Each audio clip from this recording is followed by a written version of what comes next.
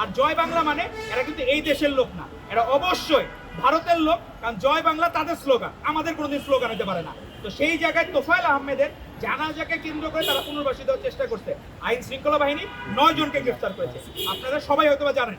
তো আমরা প্রত্যেকটা জায়গায় আইন শৃঙ্খলা বাহিনীকে অনুরোধ করব, আপনারা নিষিদ্ধ আওয়ামী লীগ, নিষিদ্ধ ছাত্রলীগের ক্ষেত্রে কোনো আপনাদের আবেগ থাকা যাবে না, আপনারা অবশ্যই তাদেরকে অ্যারেস্ট করবেন, কিন্তু কাউকে হয়রানি করা যাবে না। আবার যে সেই জায়গায় সাধারণ একটা নাগরিকও যাকে ব্লেম দিয়ে যাকে অ্যারেস্ট না করা হয়, এটা আমাদের ইনশিওর করতে হবে।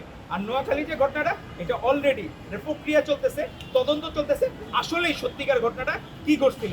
অনেক সময় কি হয়, নিউজ একটা হয়ে যাওয়ার পরে, যেমন আমাদের পাবনাতে একজন ছাত্রদল নেতা, সে ওই জায়গায় হচ্ছে একজন জামাতের মেয়ের সাথে তার অ্যাফেয়ার ছিল, পরে তারা দুইজনই প্রাপ্তবয়স্ক বিয়ে করে ফেলছে। তার বাবা যে হইলো, সে হলো জামাতের ওইখানকার মনে আমির বা কোনো কিছু, সে ওই ছেলের নামে, ছাত্রদলের ছেলের নামে অভিযোগ করছে যে আমার অপ্রাপ্তবয়স্ক মেয়েকে ভাগায় নিয়ে চলে গেছে।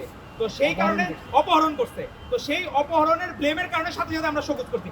পরে জানা গেল মেয়ে আর ছেলে উভয় নিজেদের সমতে, দুজনেরই মতামত ছিল, বিয়ে করে ফেলছে। তো প্রথমেই তো ফ্রেমিং হয়ে গেছে ছেলেটা, যে জামায়াতের নেতাকে, অপ্রাপ্ত বয়স্ক নেতার মেয়েকে ভাগিয়ে নিয়ে বিয়ে করলেন ছাত্রদল নেতা। প্রথমেই ফ্রেমিং হয়ে যাওয়ার কারণে সেটা কিন্তু আমরা তাকে বহিষ্কার করেছি, অনেক কিছু ব্যবস্থা নিয়েছি, কিন্তু ঘটনা ছিল কিন্তু মিসইন্টারপ্রিট হয়ে গেছে। তো ইস্যুটা হলো কি, আমাদের জানতে হবে সত্যিকার ঘটনাটা কি। এখন কোনো জায়গায় অনেক সময় তো হলুদ সাংবাদিকতা অনেক কিছু ছিল, লীগের আমলে ছিল, অনেক কিছু ছিল। আমরা আমাদের এই প্রজন্মের ভাইরা, আপনারা 24-এর গণ অভ্যুত্থানের শক্তি, আমরাও দেশকে যেরকম ভালোবাসি, আপনারাও সাংবাদিক ভাইরা বোনেরা এরকম ভালোবাসে। আশা করব আপনাদের মাধ্যমে সত্যিকার ঘটনাটা যে তুলে আসে, কখনো ফ্রেমিং যাতে একবার ঠিক না হয়। নোয়াখালীর ঘটনাটা তদন্ত হচ্ছে, আইন শৃঙ্খলা বাহিনী কোনো লেকিংস থাকে তাদের বিরুদ্ধে ব্যবস্থা নেওয়া হবে। আর সত্যিকার অর্থে লীগ যদি নামার চেষ্টা করবে, তখন আইন শৃঙ্খলা বাহিনী তাদেরকে প্রতিহত করবে। তবে সাধারণ জনগণের বেশে মব যাতে না হয়, সেটা আবার ইনশিওর করতে হবে। কারো রাষ্ট্র কাউকে দায়িত্ব দেওয়া নাই কাউকে মারার জন্য, কাউকে হ্যারেস করার জন্য।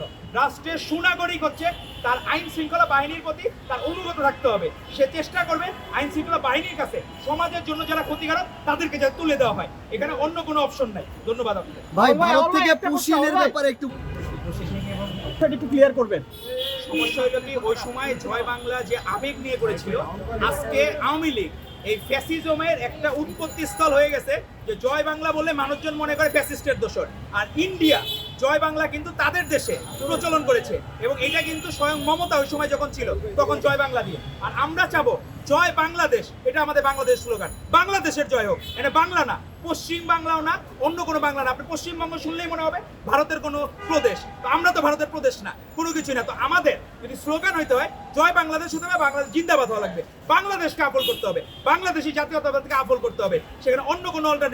বাংলাতে কোনোদিন বাংলাদেশ আফল হয় না, পশ্চিম বাংলা আফল দেয়। পশ্চিম বাংলাকে আফল করার কোনো সুযোগ নাই। আমাদের বাংলাদেশকে যারা হৃদয়ে ধারণ করে তারা জয় বাংলাদেশ বলতে হবে, অথবা বাংলাদেশ জিন্দাবাদ বলতে হবে, এর বাইরে আর কোনো অল্টারনেটিভ নেই।